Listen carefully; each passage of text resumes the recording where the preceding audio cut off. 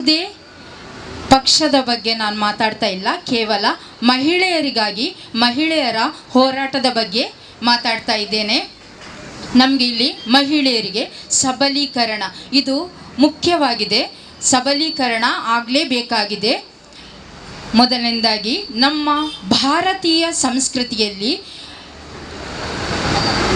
ಒಂದು ಮಾತಿದೆ, ಯತ್ರ ನಾರ್ಯಸ್ತು ಪೂಜ್ಯಂತೆ ರಮಂತೆ ತತ್ರ ದೇವತಃ. ಅಂದರೆ ಇದರ ಅರ್ಥ, ಎಲ್ಲಿ ಮಹಿಳೆಯರಿಗೆ ಸ್ಥಾನ ಮಾನ ಗೌರವ ಸಿಗುತ್ತದೋ ಅಲ್ಲಿ ದೇವತೆಗಳು ಪ್ರಸನ್ನರಾಗ್ತಾರೆ.